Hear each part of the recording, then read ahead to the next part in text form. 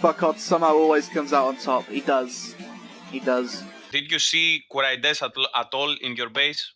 Did they kill you? What during whilst Do you have fighting you? any video that a Kuraides makes a damage in your raid? Do Yeah, you see sure. Listen, you how asked can a questions. sovereign member lose to Kuraides? Let me answer. Yes, I have. Harmony, resilience, and harmony. Trying to teach each other body's anatomy. Farming their girlfriend all week. No fuck I mean. Farming well elixirs all week. Are you in any world boss? Are you in any wagon? All I'm telling you is get your facts straight. Do you participate in any arena? Do you participate in in sieges? Do you participate in territory maps? Where do you participate? Who are you?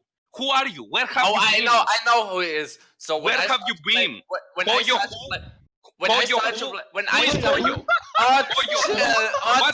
man. When I started to play, who the fuck are you? Malaka, chill, Your man. 10-man shit guild with them to speak. Okay, tragic experience. Wake up in the morning, right? I realize we have to go to siege, right? Odds PMs me, right? Like always. You want value pack? Si, senor. You want this, you want that? If you're going for a tier 2, you're gonna lose your hardcore core. I don't know if you have a hardcore core, but I believe you have a hardcore core. You're gonna lose your hardcore core if you go with 70 people in T2. Can you please say that again? Okay, so can you please introduce yourself for all the people that might not know you? Hello, I am Odds, and I am Guild Master of Resilience from EU server. How did you get into BDO? Okay, so it was back in 2016. I wasn't playing something for quite some time. I was always a gamer and I was always looking for something new.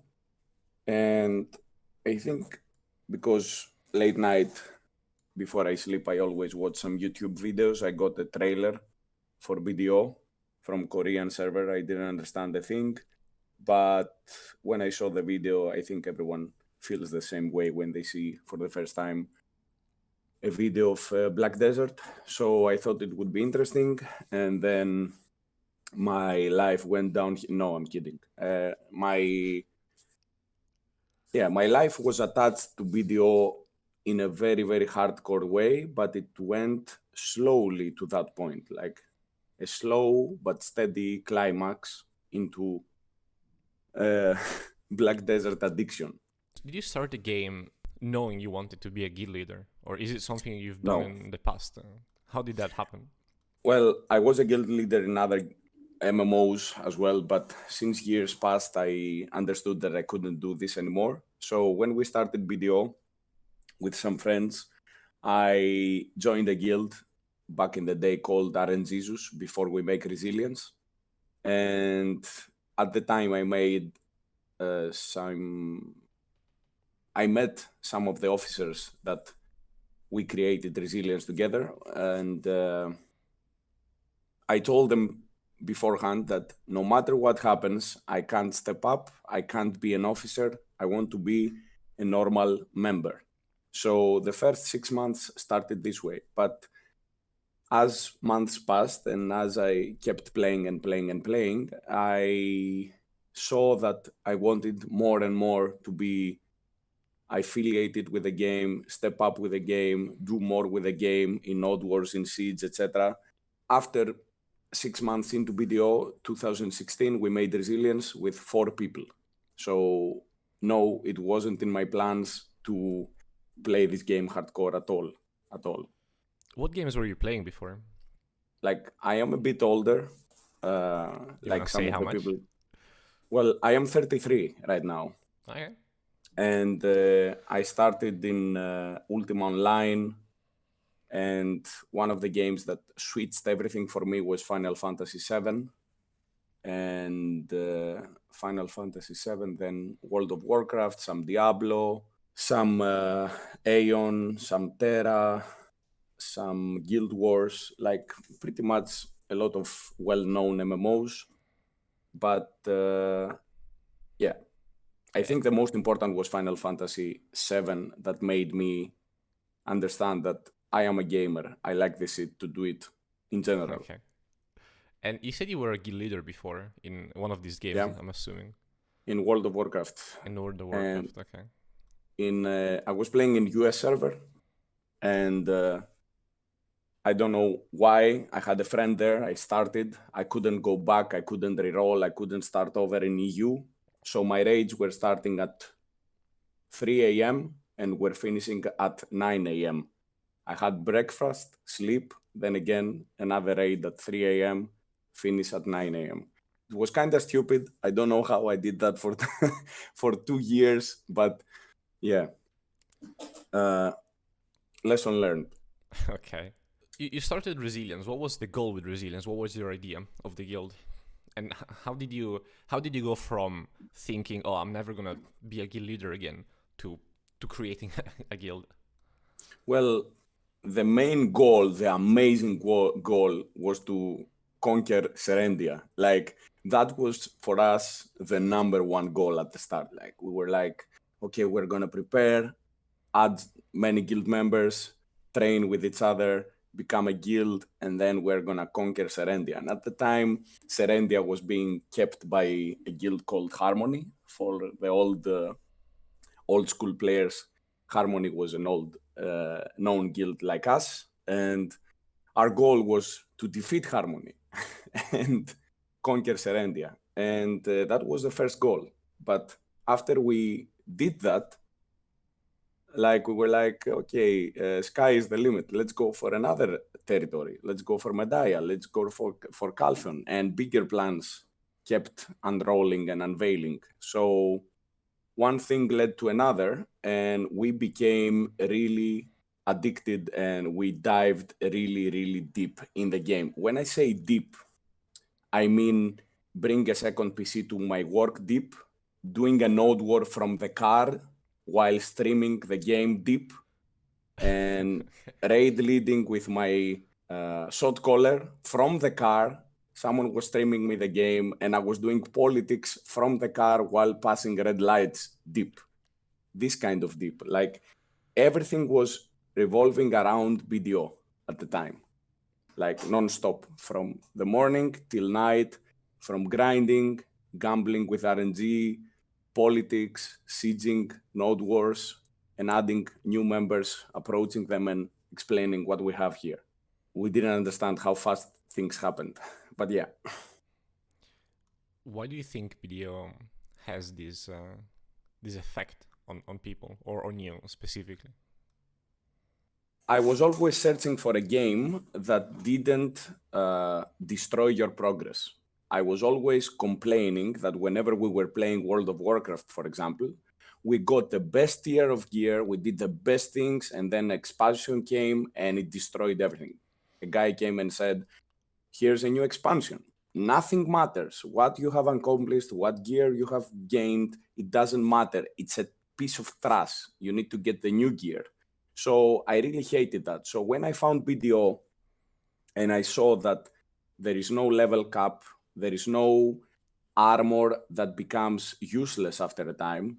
You get the armor, you level it up, plus 20, then Kafras, then Dead God armor. So I really liked the whole transition phase that didn't cancel your gains. It didn't cancel your hard effort. So that's the first thing that I really, really liked. But I forgot, what was the question? Why do you think BDO has this effect on people that takes over their life? I don't know. I think it's a combination of really good graphics, really good combat, and at the same time, the RNG that you hate to love it. Like, you hate it and you love it. Like, I don't know. At some points, you want to smash the screen. At some points, you want to enhance even more. Like, they have really smartly integrated gambling and made us a gambler. Even the normal people that never gambled. In my life, in my real life, I'm a businessman and I never gamble in my life. Whatever money I make them with work. But they have very smartly integrated this RNG / gambling / casino royale system into the game. So you want to get your fix. You want to get your dopamine. I don't think I have felt more excited by, like, you are getting a pen or you are pressing for a fucking pen accessory. Your hands are shaking, but at the same time, it's such a good feeling. Even if you fail, it's a very good feeling. So I think that's a very smart move from them.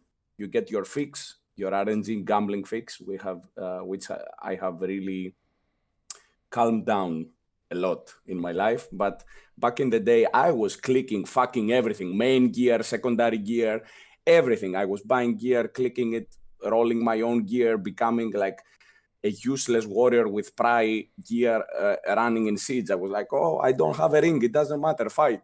Like this kind of scary gambling thing. But I really liked it. I really enjoyed it. Yeah, you have 2 videos on YouTube that are actually they have a pretty decent amount of views. Mm. You're You announcing mean videos. pen? Yeah. Go tet or die tetting, and pen or penis. Yes. Yes. The pen or penis is my favorite. It took me 6 months to make. And the thing that I liked about those videos is that people keep messaging me 4 years later that they really appreciate this video. It made them stick with BDO. It made them think that acquiring the pen is like a badge, a medal of honor. Like, I don't know. I think a lot of people keep going back to watch that video and rewatch it. And I do it myself as well. Like, it reminds me of what a struggle is to acquire a pen. And back in the day, it was a fucking struggle. Now it's a piece of cake. Do you think those years in BDO where it took over your life, do you regret them? Looking back, how do you feel about it? Well, it definitely took over my life, my real life. Like, everything, as I said, was revolving around BDO.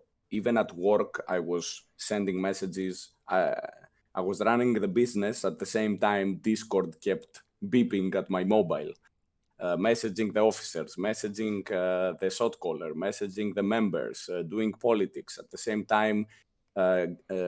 Dealing with some drama, for example, because we had some drama queen girls in the guild. Don't get many girls in the guild. Some of them can't be handled. But at the same time, some of my main officers were girls. So it depends where you...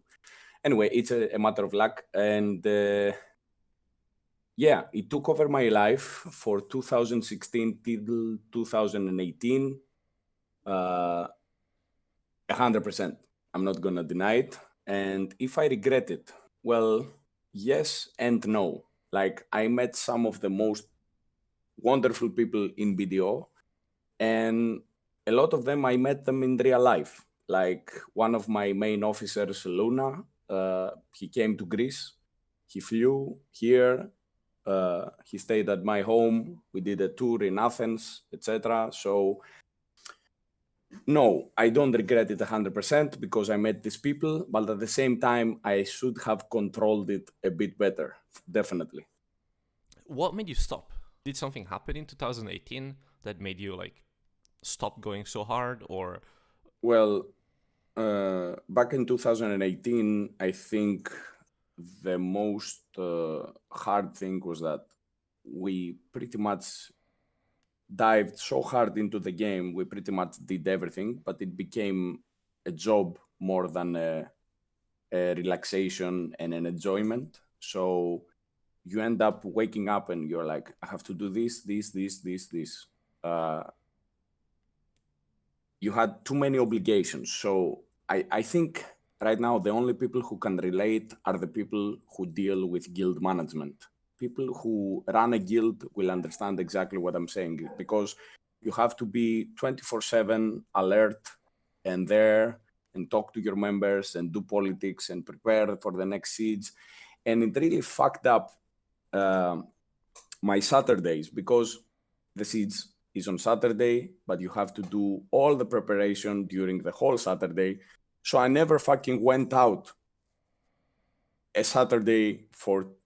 I went out after siege, but it was kind of late, like it was 1 a.m., 2 a.m. So I always did siege, and it was like, your Saturday is kept. So you can't do anything. You are kind of, cornered and busy. How can I say it? Mm-hmm.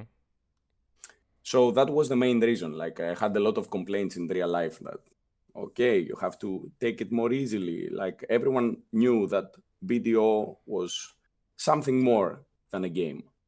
It sounds funny and silly right now saying that, but it was. Like it's beautifully manufactured and constructed as a game that if you have no self-control, you can easily just say, take it all, Black Spirit. Let's go have an orgy. Can you tell me something about your experience reading Resilience? Resilience as a name is something very relatable to my life because no matter what happens in real life, you have to have a thick skin. You have to be resilient, or else you're gonna end up as someone's bitch. So being resilient makes you harder, stronger, and more aggressive in your life. Like no matter what happens, as Rocky Balboa said in Rocky 5, it's not how hard you can hit in life, it's how hard you can get hit and stand up again. And that's very relatable to me because in real life there are many struggles, but everything is going perfectly. But at the same time, to go perfectly, you have to be tough, you have to make decisions, tough decisions, easy decisions, and everyday grind. So for me as a name, I think it suited perfectly. And when we started in Serendia sieging and moving to Calpheon or Medaya, etc., we kept being approached by other guild leaders, and they're like, "Oh, you are a new guild. Let's make a deal. Let's make something work," And that's how we started and saying, oh, it's not about how strong your guild is. It's about as well having an alliance or having a guild to work with and doing politics. And that's how we got into that little thing called politics in BDO. And like a lot of people will accuse us back in the day that we did really politics that only benefited our own guild, which is understandable up to a point. But it all started when we did politics with a first guild called Sfora, which was a Polish guild. And like we started doing, we had a deal of defeating an enemy and then doing a 1v1. And that guild, like the guild leader stopped answering when we started attacking the other guild alone. And I'm like, where are you? We had a deal to kill that guild and then do a 1v1. And then his plan was to make us attack them, and they 2v1 us because we were stronger than Sfora. So they 2v1 us, and then Sfora defeated the other weaker guild. And when they were defeating us and we had a deal, I messaged him, we had a deal, dude, what happened? He messaged me back and says, suka, blyat, suka, kurva. And I'm like, okay, this is the game. Like you say something, but you do something else. We're going to play by those rules. And that's how it all shifted. It's all Sfora's fault. Sfora was the trigger, yes. Let's actually talk about that. You mentioned it yourself, right? Resilience was known, I guess, for doing some shitty things from time to time. Can you talk about those things? It's like getting hit and being expected not to hit back. Like when we started doing seeds, we got backstabbed, but no one said anything. And I wasn't the kind of guy that will go on podcast and cry and say, oh, you backstabbed us. Oh, we are a innocent little cloud, pink cloud. You hurt our feelings. Well, we didn't say anything because I was a grown-up man. I was like, okay, fuck it. It doesn't matter. It's just a game. But when we did the exact same thing, other Care Bears came on podcast and say, oh, you backstabbed us. We're so innocent. We're like, my dick is so small. And they fucking cried for people's attention. So I think getting the name of doing shady politics, etc., was something we just gladly accepted because it's a game, and we gladly accepted that role and just had fun with it. Because if you saw outside of the guild, like a lot of trash talking was happening, etc. But at the same time, inside the guild was a perfect vibe. You know, everyone was having fun, and everyone was like, "Okay, just fuck it, man. We don't care. You know, just play the game. We have fun together. We are a guild, 100-man guild. We own a castle right now. What can go wrong?" Were you just making all the calls? Was it the officer team or? Well, to be honest, you had a very interesting interview with my best friend Lemon. Okay, Yes. I really love this guy, and I really enjoyed that interview.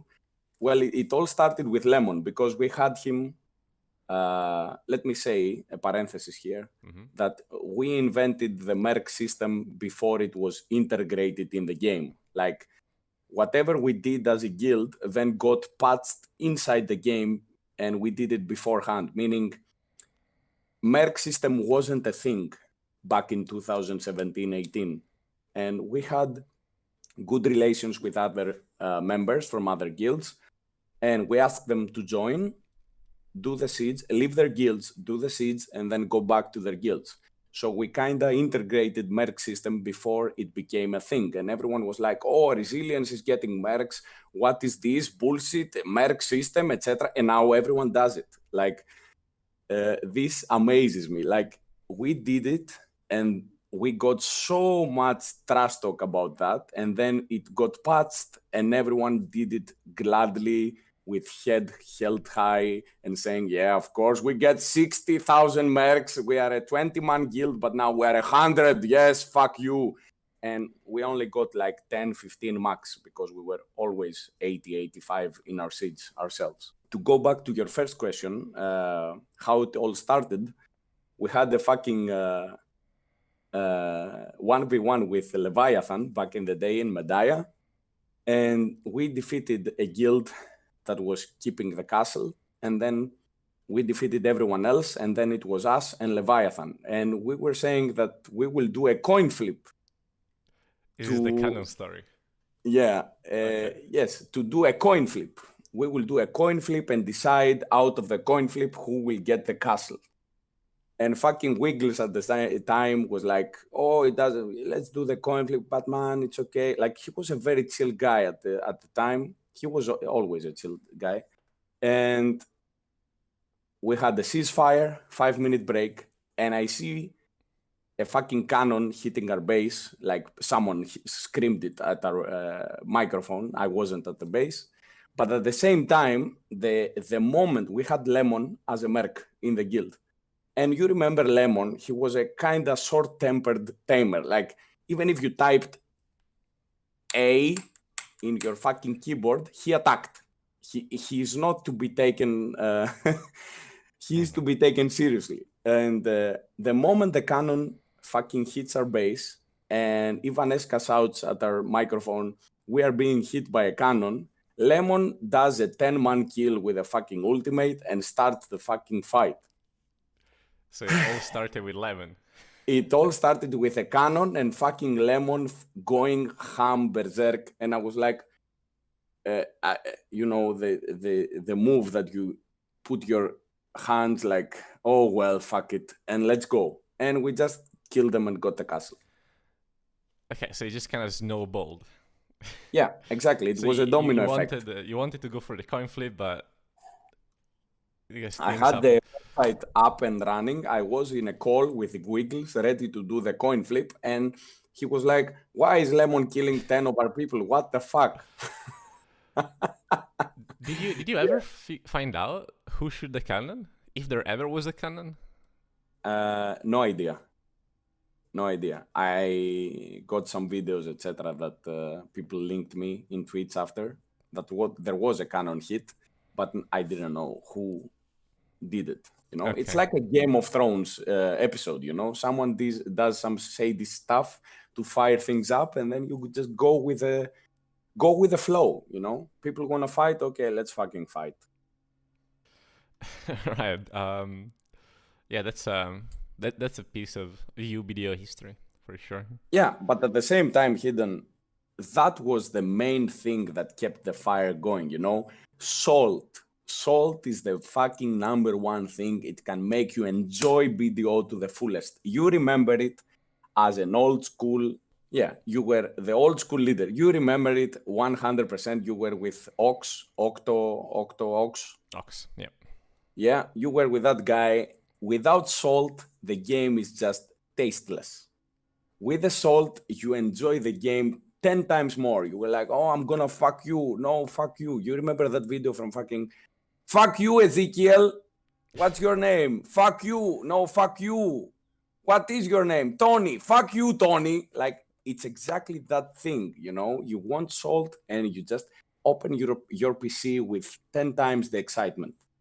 And we kept this salt going because it kept our members in a heavily growing phase. Everyone wanted to be stronger, tougher, better geared, more focused because of the salt. You know, we wanted to prove to everyone that we are not rank 8, we are rank 6. We are not rank 6, we are rank 3. We are not rank 3, we can defeat rank 2. We can aim for the top. And we kept going at it. Let's talk about the mercs, since you mentioned it. Are the stories true? You know what I'm talking about. The iPhone stories. Well, let's say how this gifting iPhones became a thing. Like, my best friend was an officer called Zres, okay? And he knew from real life that I got my girlfriend an iPhone, okay? And he was always on TS. Odds, gift me an iPhone, like your girlfriend. Odds, gift me an iPhone. And that became a fucking meme, you know? People were spamming photos and memes from the game. Gift me iPhone, give me iPhone. Odds, I will do this if you give me an iPhone. Odds, I will become Canon team if you give me an iPhone. Give me iPhone. And it became a fucking norm, you know? And even people outside heard about it and they were like, iPhone when, etc. To be honest, we had 80% of the mercs we got just came for the fun of it and just didn't ask even for a payout. 10-15% said, I will just join and get your payout after Siege and then leave. And there was like a 5% of people who were like, what will you give me if I join? And I just gave them a value pack. Let's actually talk about Siege, because Siege was I would say the main focus and the main content of BDO for, I guess, roughly those 2 years, 2016, 2018. What do you think happened? Why do you think Siege was so big? Why is Siege pretty much dead now? Well, I think it was the motivation of specific old-timers, specific old guild leaders, like, for example, yourself, myself, Button, and what was his name? Fuck, Malak, I'm getting old. The guy from Enemy? Zorlak. Sorry. Yeah, Zorlak, Button, myself, you, and Nindler. You know, there were specific people that gave it their all. So if you wanted to compete with those people, you have to give it your all as well. So I think right now it's more watered down Siege. Like, everyone was like, okay, let's Siege. There's no much salt, you know. Everything kept the fire going back in the day. The salt, the podcast, the guild leaders that went for the victory. And when they didn't have the victory, there was a fucking drama in the fucking podcast. They were like, no, fuck you, Tony. No, fuck you. It was such a hype. Right now, it's a watered down, pussy ass, CC mode. Like, okay, good fight. Good.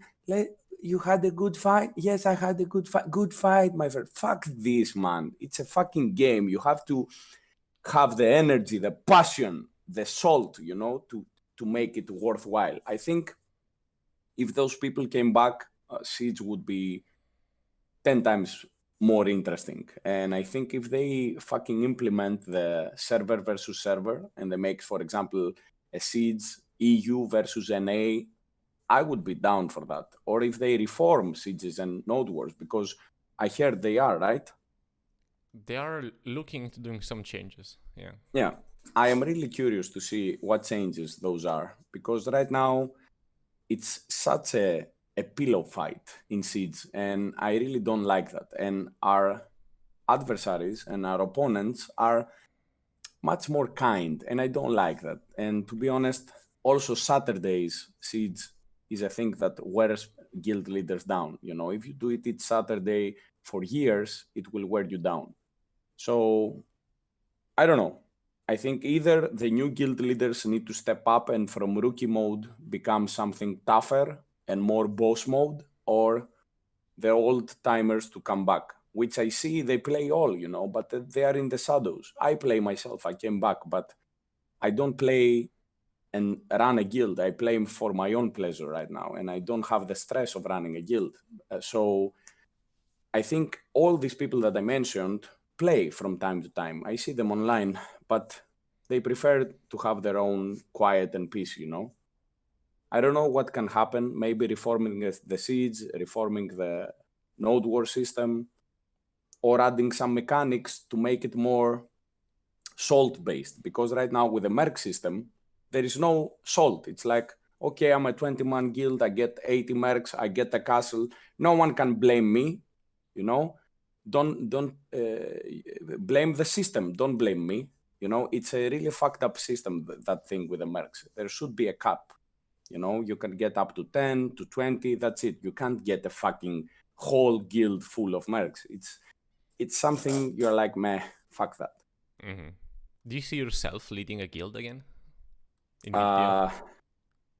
Well, if I was younger, yes. Right now, I opened a new business as well. I am at 3 businesses at the same time, so no. Too fucking busy, and unfortunately the day has only 24 hours. But I see myself doing another YouTube video, which I'm already working on. But running a guild, no. Playing in a guild, if they reform it, maybe. But running a guild, it's too much of a hassle, man. You know it yourself very well. Takes insane amount of time. Do you want to talk about the boat? The boat story. Well, yeah, of course. We can talk about anything you want. We had a guy in the guild.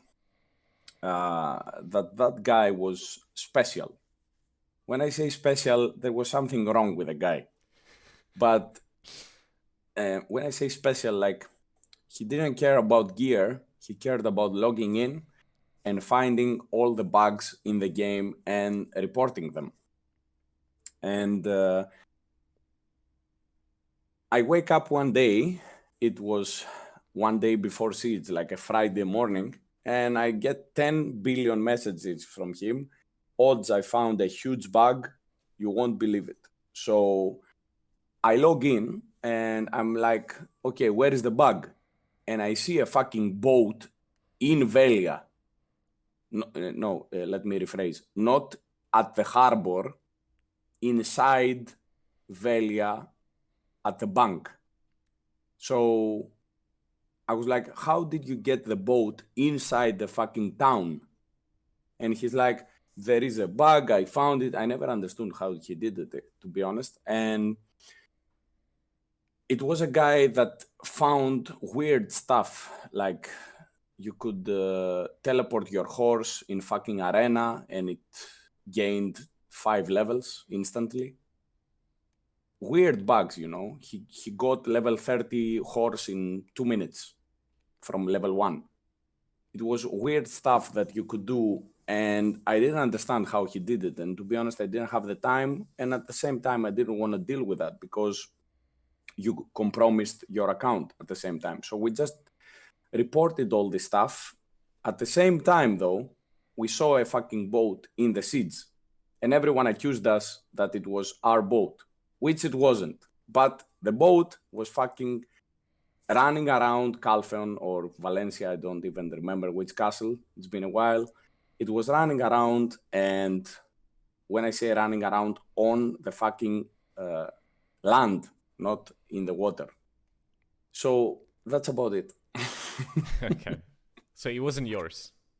No, say? it Okay. wasn't ours, but we found the bug as well. Okay. I don't know if he, Was- course, he shared it. Every at the Friday meeting, he shared it with everyone, and I don't know who did it, but we always took the blame somehow. Was it the same guy of the wheel? Yes, Okay. it was the same guy with the wheel. All right. Why do you think you had such a strong presence in the podcast? Because I gladly take the role. In my business, I am on sales in real life, and at the same time, in sales, you have to have a mask. You have to pretend a specific role. At the same time, in BDO, I gladly took the role of the bad villain. But at the same time, when someone was inside their family, resilience, he was a family guy. He was a brother. So if you were outside, we don't give a fuck, you will be destroyed, and there will be salt. The same guy, if he joins our guild, you are our brother, what can we do for you? So in the podcast, we had a lot of people outside the guild. For example, that famous Koyohu, you remember? Yeah. Yeah, the Koyohu. We had that guy who were challenging us, let's make a 30v30 node war. And we made the 30v30 and they lost in fucking 25 minutes. I still have the video.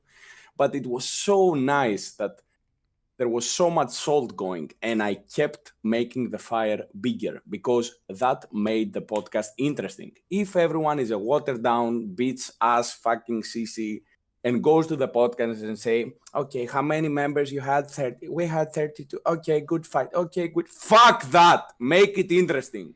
Make it passionate. Make it salty. Because salt, like you eat the food without salt, it's tasteless. You are like, okay, it needs some salt, to have a flavor. Without the flavor, it's kind of pointless to join the podcast, to join the seeds.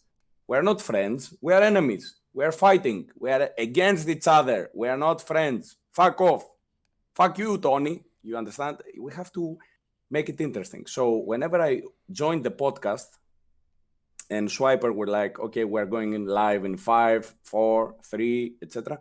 I was prepared for a show. I wasn't prepared for a fucking let's make a fucking Polly Pocket, how you call that pink thingy? Hello Kitty adventure. It's not Hello Kitty adventure. It's fucking Black Desert. We are enemies. So I was prepared for that. And I gladly took the hits and I gladly gave my own hits. Do you think you were putting a personality when on the exactly. podcast? A personality, and it was kind of affiliated with my own personality. I'm not a guy that will stand and take the hits. I will take it gladly. I will understand it's a game, but at the same time, I will have my presence, Mm-hmm. So it has to do with your personality, but at the same time, it's a role at the same time. You understand it? You had the old school, you had to have the role of the guild leader. You had to be strong even if you weren't in the mood for it. And that's what a guild leader is all about. No matter what happens, you are there. Because I run a business in real life, no matter what happens, I am there. Maybe I don't have the fucking appetite to go to my business at one point, at one day. I want to sleep in my fucking bed with my sockets and my pillows and my fucking warmth. But I will go to my business even if I have a fucking fever and I will be the leader there. So it's at the same time, the same thing with the game. The game is a representation, a remake of the fucking real life. The game is a small society like real life. There are accusations of you doing RMT. Well, it's something that I heard from the other videos you made, that there were people selling stuff and making money out of the market, or someone made the item and sold it to someone else. Myself, I just play the game, but at the same time, I live with my girlfriend. There are times that I just chill on the TV and she grinds for me. Like, okay. at the same time, she's not very good at fucking communicating or doesn't know the player. So she was like, she says my real life name, it doesn't matter. What is this guy talking about? And I'm like, okay, just grind. Don't do anything. She doesn't know how to PvP, but she knows how to do Scars of Dusk, Ground Smash, etc. So she just played. I'm not with that girl anymore, unfortunately. She just played, and that's about it. And I kept playing at the same time, making money and recovering because I dealt with fucking Manos enhancing. So I had to recover pretty much a lot of accessories. I even sold the pen crescent and to gamble with Manos. And fuck me. That was a big mistake. But anyway, on that take on RMT, it's not something that has to do with me, but it's something that I criticize. And I believe that they are taking strong measures to fight it, as I saw on the Guildmaster posts. Okay, what's your gear right now? I had like pen armors and pen weapons. Then I fucking sold the pen crescent and I was like, okay, now either I quit because I fucking failed everything. I lost 40 billion in 10 minutes. I even pressed for pen Manos accessories. I don't know. Like I came back to the game and I was like, oh, what is this Manos accessory? Oh, it looks fun. Oh, I can make 3 billion just by a try. Fail.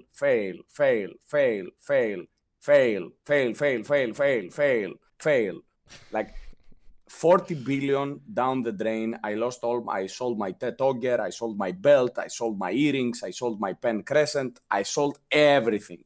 I was just with pen weapons and pen armors. But then, you know, when I did that, when quarantine hit, the first lockdown back in March. So I logged in and I did that thing in quarantine. I was like, okay, we are locked in the house. What can go wrong? And I did that stupid thing back in quarantine. And then I started grinding. One of my favorite places to grind is Kratuga. It's super underestimated. And it's one of the best because it drops Tungrad, it drops Leighton, it drops a decent trash, like it's an Ackman trash, it doesn't matter. But at the same time, it drops L cars. And people, like, if you see on the market right now and you check it, there are no L cars in the market. There are like 40, 50 pre-orders, and each L car is 300 million, like a distortion. Mm-hmm. So I started grinding there. I made a lot of money. I bought Pen Ogre, I bought Pen Valtara, I made Tet accessories, and I bought my Vel back because I sold my Vel. Of course I will sell my Vel to enhance Manos.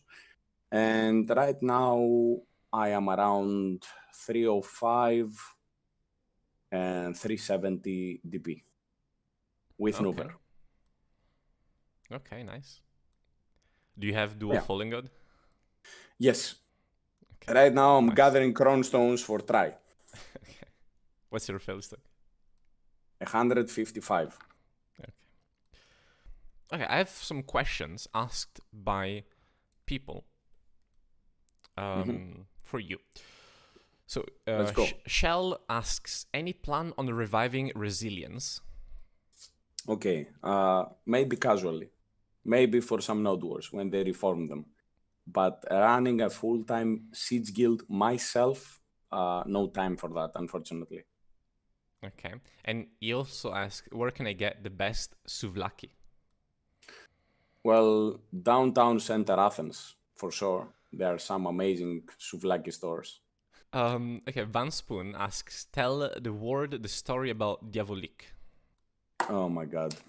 Diabolik was a retard. When I say retard, you have no... He's the definition of retard. We had him on defense team, and he was rebuilding a fucking wall, and he built it backwards. So the enemies could climb inside. That's the Diabolik story. He was an amazing defense member. Never add Diabolik in your guild, guys. Trobiosta asks, tell us the water story. The water story. Okay, let's go.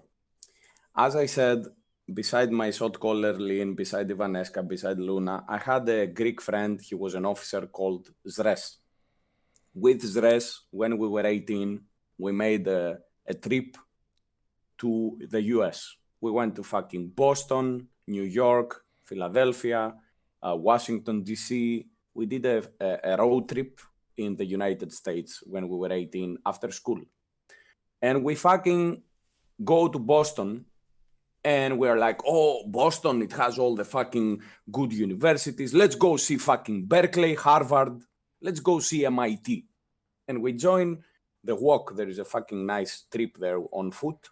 And you go to Harvard. You see Harvard, amazing, amazing building.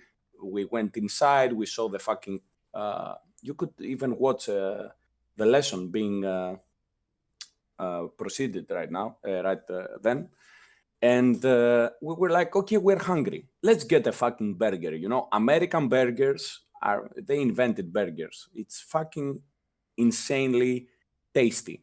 So we go right across the street from Harvard. We join an amazing first quality burger house that even the teachers from Harvard went there. We're like, okay, we're gonna get a fucking amazing burger.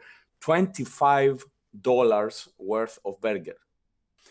And we get the fucking classic American burgers, and the waiter comes very polite, very gentle, with his suit on, his tie, his disc. He would like, what would you like to order? Sir, we order fucking burgers. And then the time comes for the drinks. And he's like, what would you like to drink, sir? We were like, okay, Coke Diet. My other friend gets a Coke Diet. My other friend got a beer. And then Zres time comes. Zres is a bit of a retard, but I love him. He's my friend from childhood. Zres answers to the waiter. He says, I want water. And then the waiter turns to him and says, bubbles or no bubbles, sir? And he means sparkling or plain water, you understand? Sparkling or distilled. Mm-hmm. And then Zres turns to the waiter like a retard. He watches the waiter like the waiter is an orc.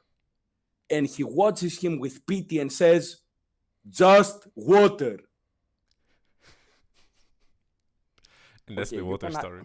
Yeah, you can add crickets after the... you can add crickets after the just water. Yeah. So that's the water story, and he's my best buddy. He was in Resilience, and he made everything possible as well. Okay. Is there any shout out you want to do? Well, any final words? Shout out to all the people who keep going at BDO and who run a guild and know the struggle. And shout out to, of course, all the Resilience that we had an amazing time. And I really want to thank everyone for the good memories. And shout out to all the fucking enemies we had. You can suck my cock. I really like you guys. We had good times. But at the same time, thank you for being a good and worthwhile opponent, because we had opponents with balls. We didn't have CCs against us. And I really want to make a shout out to them. And in general, one small piece of advice to all the BDO players: don't invest too much time to BDO. BDO is an amazing game, one of the most beautiful games. It has the best combat. It has the best graphics. It has the best mechanics in some aspects. It has the best PvP, but it still remains a game. And I want to make a small math to everyone. Let's say we live another 60 years, best case scenario, tops. Let's say we live another 60 years. Each year is 48 weeks. So 60 times 48, you got around 2,900 weeks of life. Time is fucking important, and it's the only thing you got. So when you play BDO, always keep in mind that, of course, we enjoy this game, but we shouldn't overdo it, because I overdid it, and I know from the inside. That's about it. Okay. Thank you so much for taking your time to do this interview. I appreciate that. Thank you as well, Heedun, for your time, for the opportunity, and of course, as always, fuck Sovereign! Okay. Have a great day. Thank you, bro. You too. Enjoy.